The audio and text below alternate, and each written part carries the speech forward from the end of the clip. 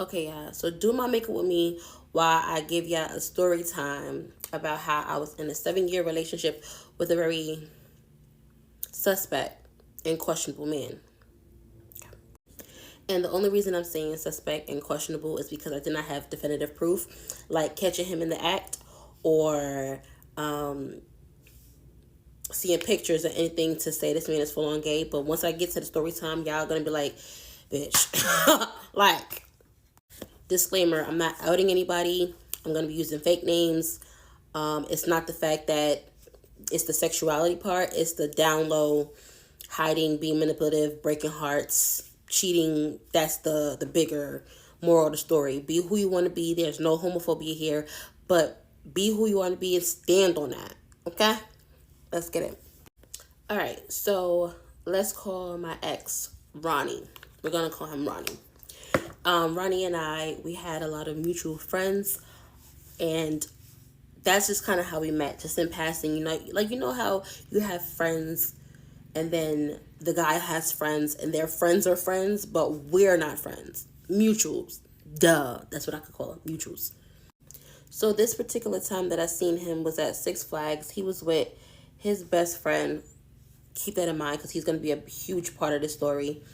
And I was with my two homegirls. So it was a little bit more intimate than it usually is with all of our friends around. So I was able just to get a better look at him and just a better all vibe of who he was because it wasn't so much noise and so much people.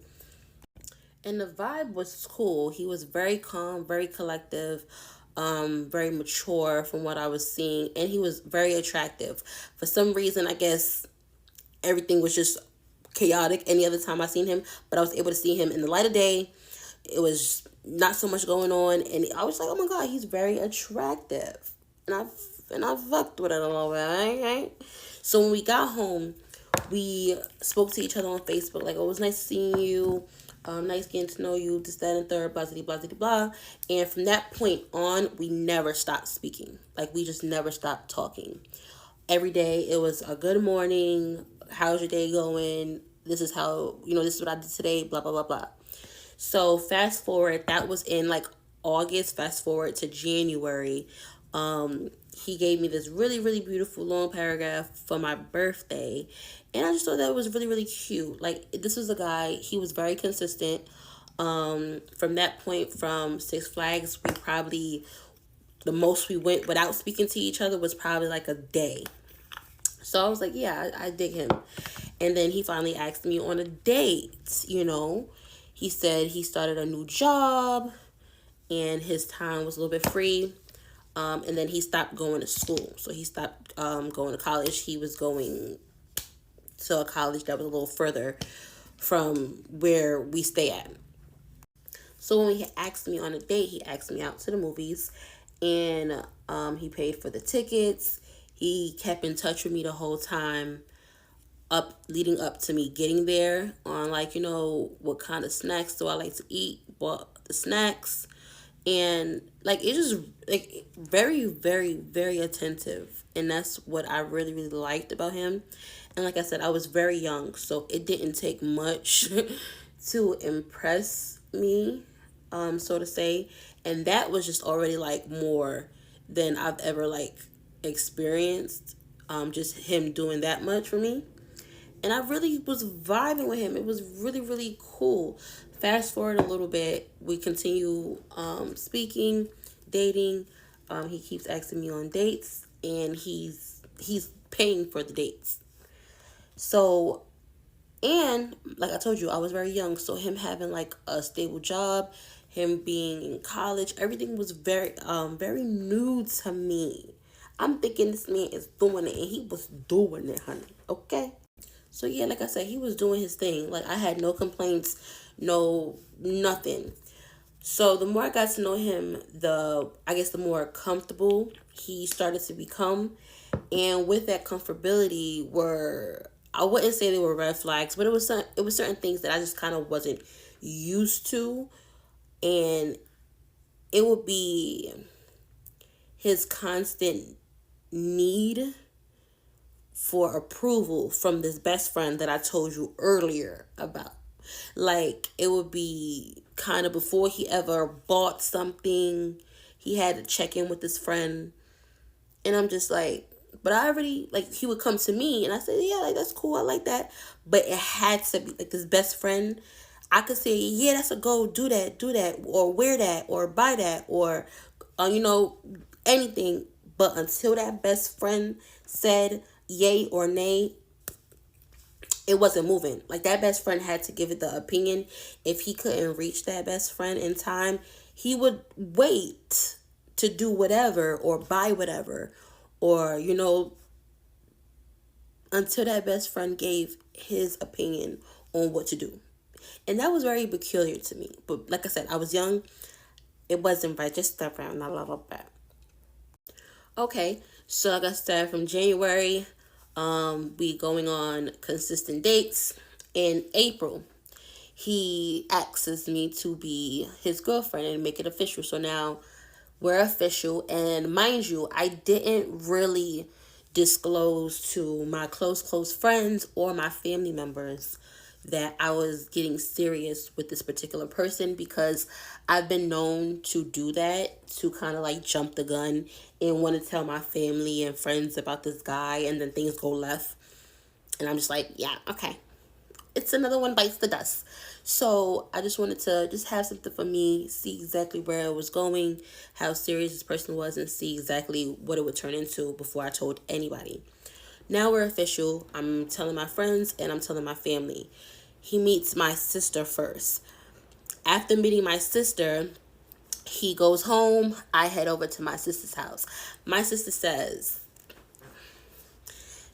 Jada, that man is gay. I said, I'm sorry? Wait. Okay. So my sister says that, and I'm like, I'm half taken aback, because that was really left field, because from their interaction, it seemed like everything was going really good, and they was laughing at each other's jokes, or whatever the case may be. And then right after, like, she was like, yeah, that's what it is. And because I already had those underlying feelings, I just couldn't pinpoint exactly what it is in like regards to the best friend and that dynamic being a little weird to me. When she said it, it was just kind of like, that's what I've been feeling. Okay. But I was still very much in denial. In this whole story, I'm not delusional right now. I was delusional back then. But right now, I'm not going to be delusional about being delusional back then. Like, I was stupid. I was young and dumb, guys. So please don't come for me in the comments. Okay? So I kind of just chalk it up to my sister that he was raised around a lot of his sisters, and that could be that influence. She lets it go, I let it go, and we continue on. Now, I met the best friend. Questionable. Here comes another male friend that he's very cool with.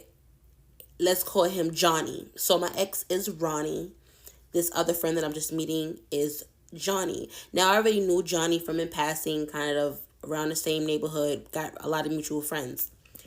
When I got with my ex, he was very opinionated about our relationship, and publicly on social media, kind of always, if, when you're young, you make cute little statuses on each other's stuff, and he would always be under both of our stuffs, just commenting something weird like, oh, that's gay, or yeah, y'all need to get a room. Like, it was just very like, oh, this is lame. Like, he just always was commenting every status, almost every status.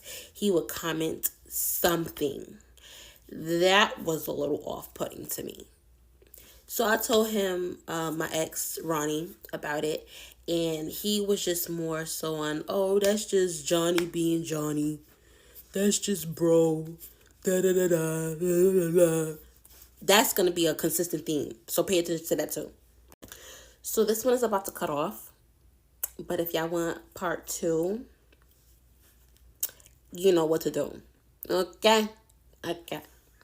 So part 2 of how I was in a 7-year relationship with a very suspect and questionable man. Let's get it. So like I said, Johnny comes around. Johnny is way too opinionated on our relationship negatively. And now my family has my ex Ronnie on social media. So they're now starting to see what I've been seeing and how strongly opinionated negatively Johnny is on me and my ex's relationship. They're like, whoa, red flags on the play. Who is this? Like, who is this guy? I bring it to my ex attention. Again, like, you have my family now on social media. It's getting embarrassing. It's getting very weird. And I honestly think that your friend likes you. And I said that to him straight out. He does this, what? What are you talking about? What are you, like, what? Where was this coming from? Like, he does that. It's not like it comes off like it's not the biggest shock to him. Like, whoa, where did that come from? It was just almost like he's just downplaying what I'm saying, if you catch my drift. We make up, we stop arguing about it. Fast forward, we're now hanging out. We're going out. One of his friends has a baby shower. We go to the baby shower. Johnny's there. After the baby shower, because it ends very dramatically, after the baby shower, we plan on going somewhere else. Now, me and my ex are in the back, and Johnny and some of the other friends are in the front. Now, I see that the other friends are kind of walking a little bit in front of Johnny. So it's a group of the friends, Johnny by himself, and then me and my ex right behind Johnny. I see my ex starting to pick up his pace a little bit to kind of meet Johnny where he's at and leave me in the back. Now, mind you, this is mid-conversation I'm having with my ex. And I'm seeing him pick up his pace so that he could just meet Johnny. Then it goes to him kind of like saying, oh, I gotta meet Johnny here, there, this, that, and the third. He needs help with this, he needs help with that. Like, it went from him being super, super close to the best friend to being super, super close with Johnny. Now, it got to the point where I overheard a conversation that my ex and the best friend was having over Johnny and how the best friend feels like, yeah, what's going on with that, bro? Like you act like you don't know niggas no more. Like, just kind of like having a lover's quarrel, however you say it, but using kind of just like hood nigga lingo. And it felt like two people in a relationship having an argument about who's this person that you're getting close to. So it was that. Then it was, now he's spending days at Johnny's house. The maximum time, like 3 days straight. And because they worked together in an entrepreneurial field and did the same thing, he would use that as an excuse, like, oh, we gotta lock in. Me and bro, we just gotta lock in to stand the third. And I'm just like, okay. Me being young and wanting to be the supportive girlfriend and not really understanding that field very well, I'm just kind of thinking that's just something that they have to do and just lock in. So now it went from us not really arguing, things being really blissful, to us having the weirdest arguments about male friends. Never has it been about a girl or a girl commenting under his statuses or I've smelled perfume on your clothes or you got lipstick on your car. Those arguments have never happened in the entire 7 years I've been with this person. It has been majority surrounding men and how the relationships with him and the male friends or co-workers or business partners that he has is very strange to me. Okay, so at this point, I think that now he gets the hint that I'm not going to stop bringing it up. If I see something weird that's going on with him and his friends, I'm going to bring it to his attention. So he kind of falls back from Johnny and the best friend a little bit. And at that point, he is giving me undivided attention again and being very attentive like he was in the beginning. But out of nowhere, he gets really distant. He starts to kind of reclude a little bit and being very defensive over anything. Or anytime I want to get like a little close to his phone or just kind of like, you're in your phone a lot. Like, what are you doing? And say those type of questions. He gets really, really fidgety. Okay, so I'm going to fast forward a little bit because this is when shit is going to get real. This is going to get real, guys. Okay? So he comes to my house one day. He's visibly upset. And he says that his friend, we're going to call this friend A. A was talking to this girl on my ex's Ronnie's Snapchat, and the girl thinks it was my ex Ronnie that she was talking to when she was really talking to his friend A, and now is trying to confront me about all the naked pictures and videos and messages that my ex was sending her, but it really wasn't him. It was the friend A on my ex's Snapchat. I know I'm going to get crucified for this one right here, but I'm listening to what he's saying, and I said, okay, do you have this person's number? This girl's number. Girl's number. And he's like, yeah, he gives the number to me. I call the girl, and I'm cursing, I'm yelling, I'm screaming like, who the fuck you think? Da, da, da, da. My man already told you that was not him. This, that, and third. And this person is on the other line like, you're so They just keep saying you're so delusional. You're so delusional. It's so sad. Like, it's so sad how women like you don't have any self-esteem. You're so sad. And mind you, I'm hearing this person say this, but I'm still arguing, taking up for my man. He's right there. Okay, so now I say get the friend A on the line. So I'm talking to A, and mind you, I'm yelling and screaming at A now, like, oh, it was too hard for you to make your own Snapchat. Now you got my man into X, Y, da da da da, blah blah blah. And the friend A is just like, I'm sorry, sis.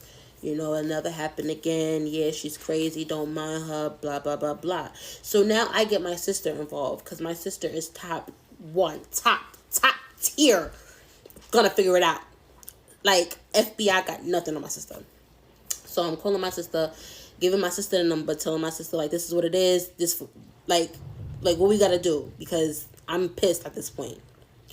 My sister talks to this person on the phone, calls me back in like literally 5 minutes and says to me, now mind you, my ex Ronnie is on the phone with his friend A that supposedly got him in all of this mess. I'm next to my ex, and I put my sister on speakerphone. My sister says, Jada, that is a tranny on the phone. I'm like, I am floored at this point. My sister says it as calm as that. Jada, that is a tranny on the phone. Because mind you, like, this is something my sister has been questioning about him. And then question it a little bit more with the friend Johnny and how opinionated he was in our relationship. And now this. So my sister is just kind of saying it like, girl, I've been saying this to you. Like, this is a tranny on the phone. Just to kind of like, girl, like, what we doing here? So now the friend A is overhearing all of this because I put my sister on speakerphone.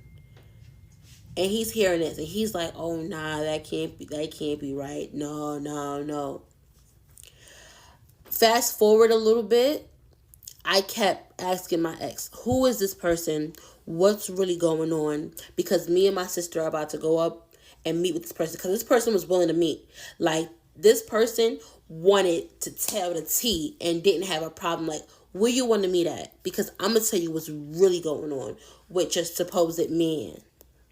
Once I said that, my ex says, no, it wasn't story was a lie. I was really talking to this person, but I did not know it was a transgender, and they catfished me. I never did nothing with them, so forth and so on.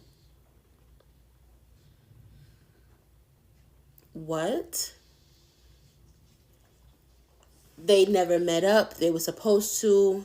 My ex backed out, so forth. And that kind of coincided with the story this person was telling me. The only thing that was different, my ex was saying he was catfished, and this person said no, he knew exactly what I was and what I was into. Stay tuned for part 3. Okay? Part 3 of how I was in a 7-year relationship with a very questionable and suspect man. Okay, so now I got to that realization from this person. that no, he knows exactly what I am and what we were gonna do. Like, I didn't hide it. He was not catfish. Sorry, guys. It's raining. This is how real it's getting, y'all. Okay. And just to rewind a little bit, this person went to extreme lengths to expose my ex, as if they were in some type of relation and my ex was trying to play with this person. Like, it was deeper than just, oh, we was talking a few times on social media and we was going to get into something. No, this person found my sister's Facebook, my mother's Facebook, my Facebook, some of my friends, and proceeded to send all of them his explicit videos of him releasing himself, penis pictures, messages. He sent that. This person sent that to my mom. My mom's Facebook of my current boyfriend at the time, genitals, and videos of him releasing himself. Thank God me and my sister has my mother's Facebook password and was able to delete it. And was able to delete it before my mother ever really seen anything. Like, this how sick the situation was. And the only reason why we knew that this person sent it to my mother is because they were threatening to send it to everybody that he knew, including everybody that I knew. So we just started asking people and looking in DMs and inboxes and after a couple of times, just asking like a couple of people that we knew, like, oh, if somebody sends you anything, just let us know, blah, blah, blah. Like, not saying exactly what was going on, but just saying, like, if somebody weird sends you something, don't even pay it no mind. Just kind of brushing it off. But it was just the most surreal thing. And me being so dumb, so naive, so just kind of like inexperienced with just relationships and how things are just supposed to go. I ended up breaking up with him and then taking him back a week later after he came to my house, dropped down on all fours, and was just begging me, crying, snot, everything to come back. And he's so sorry. And please believe him, it was a catfish. He did not know this person was what they were, so forth and so on. Stupidly, I accepted his apology and took him back. So we go on, continue having a relationship. Things from that point wasn't too off. Like, I quickly forgave him. Even internally, I quickly forgave him and didn't really bring it up. But still had those underlying feelings of this person is something else to him that is not just a heterosexual man. So that was in 2018. Fast forward to 2020, we're in full blown pandemic mode. Like, the world shut down. Our anniversary was coming up.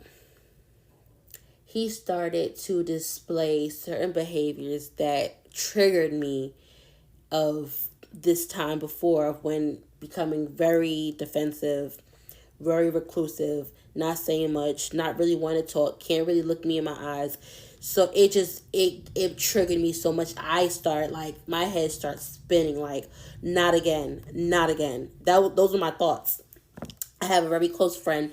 My close friend is the girlfriend of his best friend. I start confiding in her that, girl, that things feel very familiar. I feel like he's cheating on me again. And I say it to her, plain as day. No, I don't think so. I think he learned his lesson. Like, she just being a friend. Like, she just being a friend and trying to ease my mind and ease the thoughts that I'm having. Right? So she's trying to ease my feelings and my thoughts. And I'm just simply telling her, like, girl, I've been here. It looks way too familiar. I think that he is cheating on me again. So now I'm having this conversation with her late March, like I told you, we got together in April, so our anniversary is approaching. My family makes us a huge seafood boil, knows that we both love seafood boils. Spends all day, my mom, my sister buy us presents. Now, mind you, we went 2 years prior. We went through this whole ordeal, and they know everything that I went through with this man, and still they just supported me with taking this man back, and just, if that's what you want to do, we support you, and still treated him like basically a son-in-law and a brother-in-law. So they got us gifts. I get a text, so now I'm texting him like, hey, everything's ready, just let me know if you're making your way or whatever the case may be. I'm about to go in the shower, so you call me if you need me.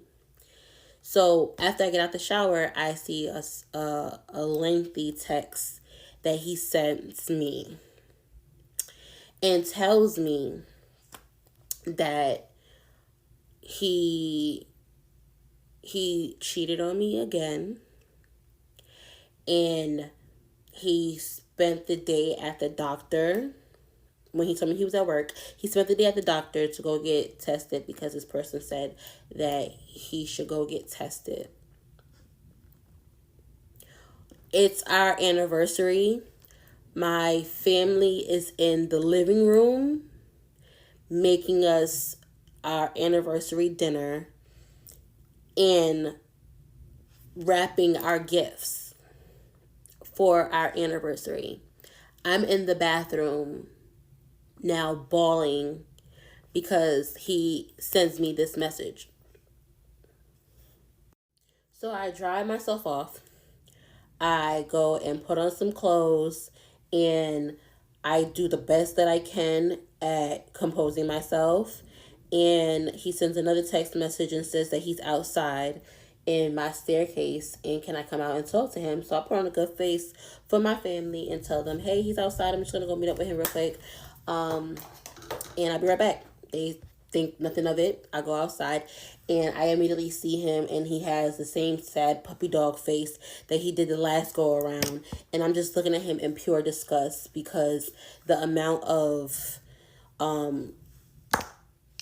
healing it took from that last situation in totality, as far as him getting back in my family remotely their good graces, it was just like, how could you put us back at this point, right? He proceeds to tell me that he met this person, this girl, on the train. From the train, they had a conversation. That conversation led them to go to her car. And when they went to her car, the girl gives him a hand job and jerks him. But he thought he caught something from that because she spit on her hand to give it to him. So now at this point, I'm a little bit older, and you're not gonna, no, that don't make sense. So y'all went from her train to her car, and you was able just to meet this girl off a whim so quickly that you felt comfortable with just going back to her car and getting a hand job. And then from that hand job, you thought that you caught something to go to the doctor all day. That don't make sense. So I told him, like, no. And after that, I said, my family spent all day doing this. You're not gonna ruin this for me and for them. You're gonna go in here and we're just gonna act like everything is okay. We're gonna have our dinner. We're gonna open up our gifts, and we're gonna talk about this later tonight when everybody else goes to sleep or when everybody else leaves. Stay tuned for part 3, because when I tell you this shit is beyond me, and yes, I'm dumb, I'm stupid for staying for 7 years when at this point, this was only year 4. Part 4 of how I was in a 7-year relationship with a man who was very questionable and suspect. So we are now eating the dinner that my family prepared for us, opening our gifts, doing the best we could with keeping a good face and acting like nothing's wrong. And he's doing everything in his power. Like, he's doing the dishes, he's picking up everybody's plate, like, he's being super attentive. And my family is kind of like, no, you don't have to. It's your anniversary. And he's insisting that he does this all because he knows what's going on. So fast forward, everybody heads out, and everybody goes to bed. And I'm just sitting there looking at him like, what's wrong with you? Like, genuinely. So after over and over and over and over and over and over and over, I tell him, this is not flying. This story makes no sense. And you already disrespected me enough by doing this. You're not going to continue to disrespect me by giving me this half-ass story. What is this? It transpires to the whole story changing.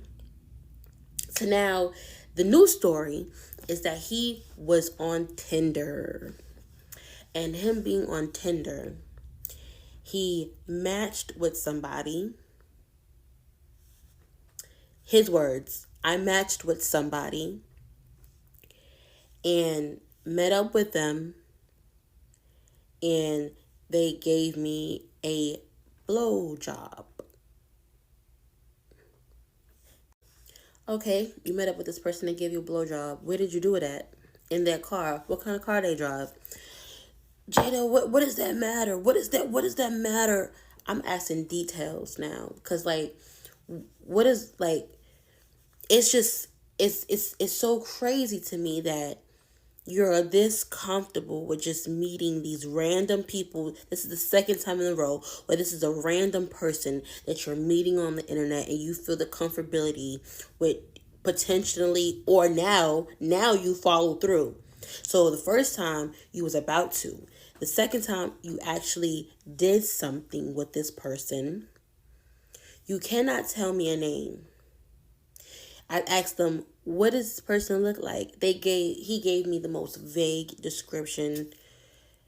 Dark skin, about my height, and her name was Bree. No last name. No full name. Bree. That's it. You don't. Is it Brianna? Is it Brittany? Is it Berkeisha? Like, just Bree. So it's Bree. And nothing was making sense. Like, it was Tinder. So now at this point, I'm actually feeling super disrespected. So now I'm getting a little bit more boisterous on my opinion of what I've been feeling for the past 4 years now, right? So now I asked him, I said, did you do something with a man? And I say it just like that. And he just looks at me like, what? It's almost like every time I confront him about something in regards to either his friend's sexuality, or now I'm confronting him about potentially his, it's never like this.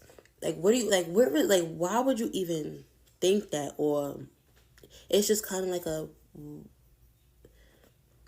the feeling I got was like, how did you figure this out? So now I'm full on confronting him about it. He's denying it. Of course he would. But he's not doing anything that would prove his point. I would feel like if my girl, my woman, is accusing me of having anything homosexual going on, I would go to the ends of the earth to prove, no, who I met up with was a woman and I did something with a woman. He wasn't doing any of that. Red flag on the plate. I know all of this is red flags, but this is when I particularly at this moment, being head over heels in love with somebody, was saying like, okay, now red flags for sure. Any other time I was just guessing, assuming, you know. Now I'm feeling like, okay, this is definitely something. Something is going on. Now, mind you, I told you, because of what was going on, the world shut down. So now I had to go find a place that was willing to take me to go get tested myself. And then at that time, we didn't even know what was really going on. So I was scared to go outside. And now I'm forced to go outside because now I got to go see if I'm good. Luckily, I was amazing. I was good. Everything came back clean. His stuff came back and he was clean. Broke up. Now at this point, when we broke up for 3 months. We was done for 3 months. Baby, please, baby, please, baby, please. Da da da da. Same spiel over again. We got back together. I know, y'all. I know, stop screaming at me. Stop screaming at me. This is how dumb I was. All of that happened in April. His birthday is in September. I took him on a birthday trip, y'all.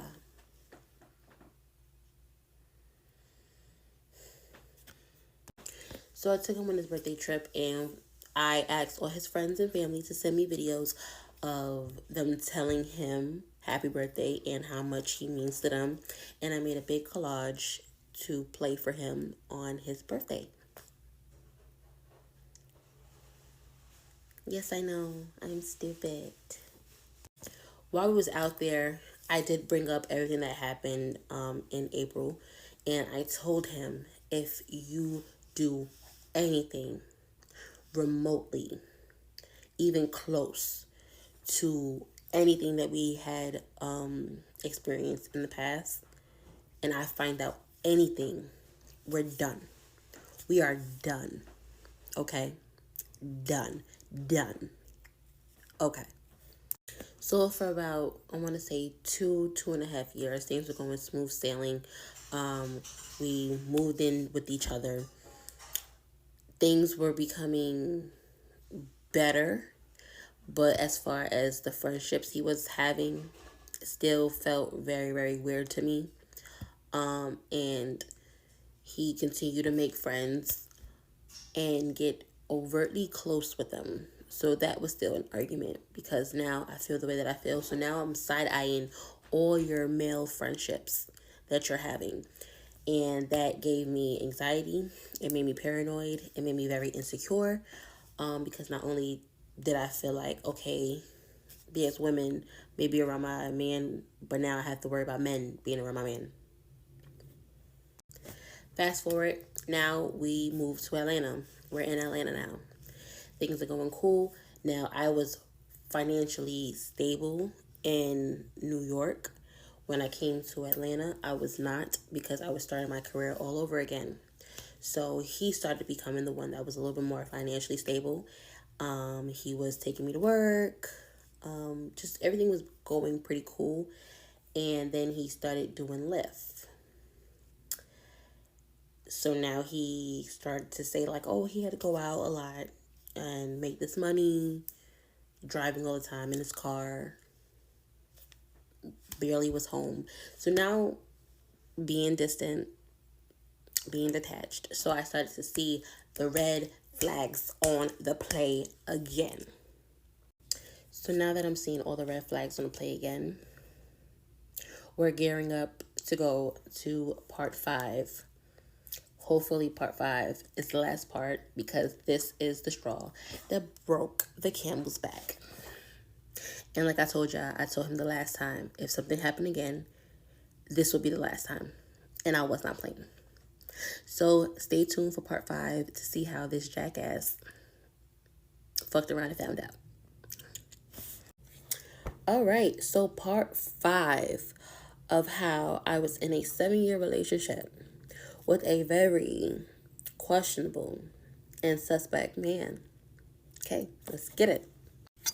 So I'm just going to rewind a smidget, because I did say that we were good for those years that we lived together, and we weren't. I was just referring into nothing really happening on like the cheating front, but things started to get physical between us, because like I said, I was confronting him about the friend still, even though there was no definitive proof of the cheating. it was still very questionable about the relationships that he was having with his friends, and just the comfortability of him kind of showing me like any new friend that he made, it being a male, that they kind of like had the one up on me a little bit. That's the feeling that I got. Not that he was saying that, but it always felt like I would go to the ends of the earth for my friends and like their birthdays or their outings. But when it came to my birthdays and it came to something that I needed his support in, when it came to me, it was just half ass or nothing at all. So we would get into arguments like that, and then things would become physical. So I just wanted to rewind a little bit. Now we're gonna fast forward back to us moving to Atlanta. So now we're living in Atlanta, and like I told you before, I was a little bit more financially dependent on him, and he was using Lyft as in, oh, since I'm supporting you now too, I gotta go out here, I gotta do what I gotta do, I gotta grind. So he was out majority of the day, and because his job was in his car, and he did give me his location because that was a part of the guidelines of us getting back for the second time. He was now saying, oh, if you see me anywhere, I'm doing the Lyft. So he had excuses. He had like a clear cut excuse of why he would be somewhere that was just in West Bubble. Okay. So, okay, so now on this particular day, I'm getting ready to make my makeup clients. It's a wedding, and he's being very attentive. It's like he's being very attentive, but very that same cold, distant. Like every time he does something he's not supposed to do, he gets like this. But also being attentive, so he offers to drive me there. He's putting the car. He put in the bags in the car, my makeup case, loading it up, opening my door, like doing things that is very sad that he hasn't done in a long time for me. When we get to the venue, he's taking my stuff out. He's walking me to the door to say goodbye. He gives me this long kiss, and he's just being very attentive. But while he's doing all of this, he's not able to make eye contact with me. So it's very weird. Okay, so I do my clients to the bridal party. He comes and picks me up. I give him money for gas. He denies it. He's like, no, you don't need to do that. Whatever the case may be. I'm like, you sure? Like, blah, blah, blah, blah. Now, mind you, he had no problem taking my money for gas any other time. So I'm just like, okay. So one of my coworkers was having a farewell party, and invited me. So he was going to take me there. Now, I was going to Uber there because I planned on drinking or whatever the case may be. And I knew that he had to go do Lyft. He says, no, I don't have to do that. He's going to take me. So he proceeds to take me. On the way to the party, he asks me, have I been to the doctor lately? And I said, no. Why would I? Why? It's nothing wrong with me. He sighs and he's doing these little facial expressions while he's driving. That's really peculiar to me. So I'm like, my smart little mouth, I'm like, why? You was out here doing something? And he says, yes, I did. I got ahead from this person, and my test results came back today, and I have gonorrhea.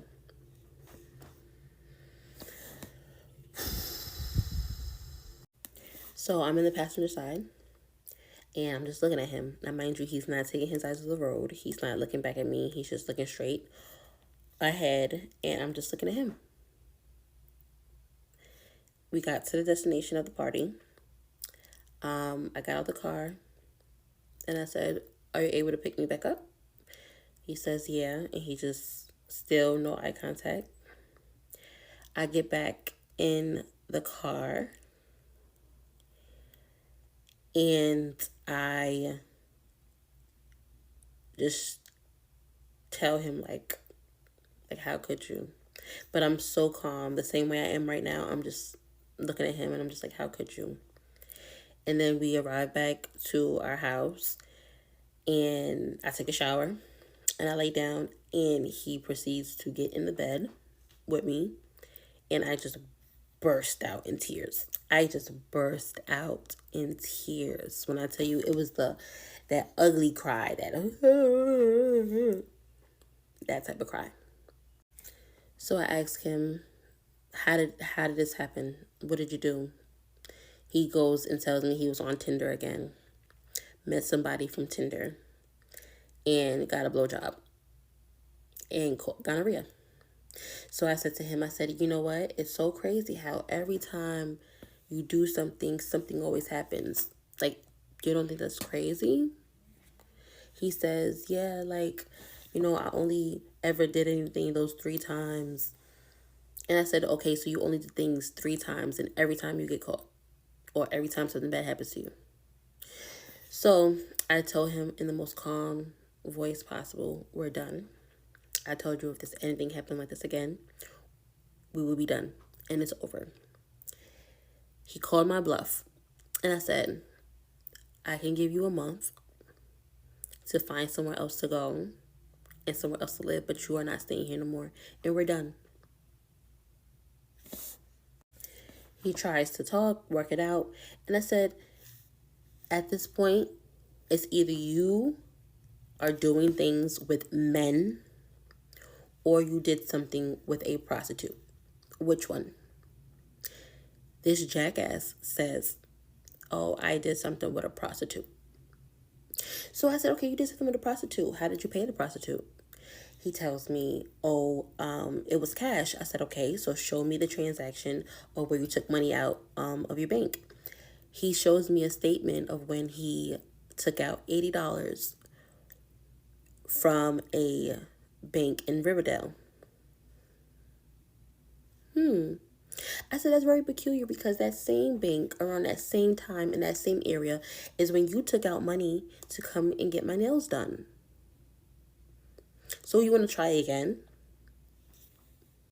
He starts, Jada, I don't understand. What point are you trying to prove? What are you trying to prove? And I just looked at him and I said, this is the saddest thing. This is the saddest thing. I said, you need help. And we lived with each other for a month. And in that month, I've seen him go from up and down, hot and cold. It would be days he would come home and he wants to work it out and baby please and baby please, and then it would be days to where he treated me like shit on the bottom of his shoe. And we had a dog together. He said, I'm not doing shit for that dog. Don't ask me to walk it. And then it'll be days where he'd come in and he'd be like, does the dog need this? And does the dog need that? And I'll do this. Oh, I'm just trying to make it work. I want to get married to you. I want to have babies with you. And then he'll come the next day and be like, you find a way to get to work. I ain't taking you to work. I ain't doing nothing for you. It was that for a month. So come June 1st, I told him, you have to leave. He tried to give me another month's worth of rent. I gave it back to him and I said, you need to leave. You need to go. We are done. Stay tuned for part 6. I promise part 6 is going to be the last part. I'm going to try to sum it all up. Okay, so part 6 of how I was in a 7-year relationship with a very questionable and suspect man. Let's go. So like I told you, I gave him a month to get himself together. And during that month's time, he was going through every emotion known in a book, treating me like he's groveling at my feet, and seeing that's not working, to resorting back to treating me like complete utter shit. So during that month, I would hear him on the phone with the best friend, the infamous best friend. And I would hear sometimes the best friend saying like, yeah, bro, you better off without her. And I would let it slide. I would hear it because sometimes I felt like Out of all the other times you were on the phone with the best friend and I could never hear your conversation, even when I was trying to, now I'm able to hear it so vividly, like almost like you want me to hear him say that. Okay. So, initially, I packed all his stuff up already when we got back from the party the day that he told me. So I packed all his stuff up. So everything was already in boxes. He took the boxes from the room that we was in together to the garage and left them in the garage for the remaining time of the month. Cool. So, and then he was not sleeping in my bed. He was sleeping in another room. He comes one time in the room and gets in the bed as if nothing happens and proceeds to touch on me like we were about to do something. I kicked him out expeditiously. That pissed him off. So that was close to the time where he was gearing up to leave. And so from that point on, it was just like in passing, walking right past each other. Cool. So I get a call from his dad. His dad proceeds to tell me, oh, like, that's your man. Don't let your man go. Don't let anybody else have the satisfaction of taking your man from you. Because no matter how bad, and this is another part, maybe in another story time I'll tell you, but he used to throw me under the bus every chance he get, to his friends, to his family. Like, did not give me no protection. Like, he would talk bad about me to his friends and family, to where they started treating me differently. And I know that because I had a conversation with his sister, and all the stuff that she told me he said about me, I'm like, wow. Majority of it was lies. And for the stuff that was true, he never told her the things that he did to make me react that way. But because the father, I'm guessing he was saying that because he didn't get the full scoop. And I told him, but you know, he caught something. He caught gonorrhea. So he could have easily gave that to me. And now he don't care about my life and I don't feel safe. His father proceeds to tell me, but that's your man. You have to stick by your man. I hung up. No. So he leaves. Now, when he leaves, I want to say 2 months go by. And a month goes by the first time he tries to reach out to me and tries to tell me like he wants to come back and he's going to make it work. And then he does it a second time, the second month. No, both times. Not happening. I was already done. I told you the last time was going to be the last time. And I was done. I didn't feel safe with this person no more. I didn't feel like I knew this person no more. It got physical. My health is at risk. I don't trust you. And every time he cheated, it just got worse. And I just wasn't willing to take that chance on seeing what the next worst was, because now the next time I might catch something that I cannot get rid of. Because we're in Atlanta. And I feel like you're doing what you're doing because there was never no proof of any woman in sight. For 7 years, I was arguing with this man about men. So from certain people and through the grapevine, I find out that he is creating this whole new narrative that I just let him become homeless out into the streets and didn't care and just kicked him out. And my family was way too invested in our relationship and drove a wedge between us and so forth and so on. And that was the reason that we ended. Okay. So fast forward a little bit more, I find out that he has a new girlfriend and he moves in with the girlfriend relatively pretty quickly. I understood exactly the reasoning for that. Okay, you need a place to live, and you probably took the first opportunity you could get, but that was none of my business. I'm not saying that because that's any of my business. All I'm saying is this is just a warning to a lot of women. Whenever you have a gut feeling about anything, it doesn't have to be the man's sexuality or whatever the case may be. Whenever you just have a gut feeling about something, just listen to it, because I could have saved myself a lot of heartache, a lot of embarrassment, a lot of money. Because, like I said, for a majority of our relationship, I was the one doing, opposed to the first couple dates that he took me on to, I guess, now to what I know to be love bombing. And then his real colors came out.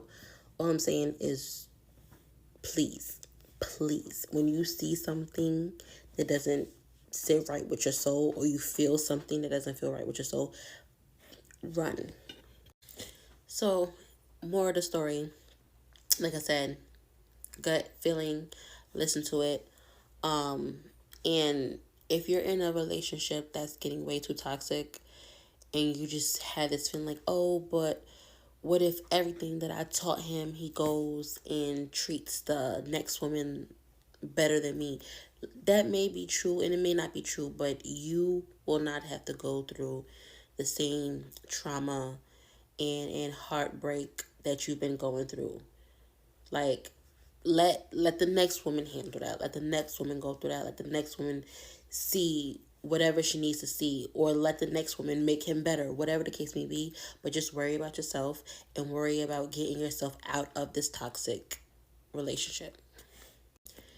I may do other parts of other aspects of this relationship, but as far as the DL stuff, for me, he's not beating these allegations, because for 7 years and you knowingly cheated on me 3 times, you got caught, and there has never been any proof of a woman being involved, we have to talk about that. Like, that has to count for something. So yes, watch out, because you don't only have to worry about the women now. You have to worry about the man taking your man. Yeah. So thank you for listening to my TED Talk.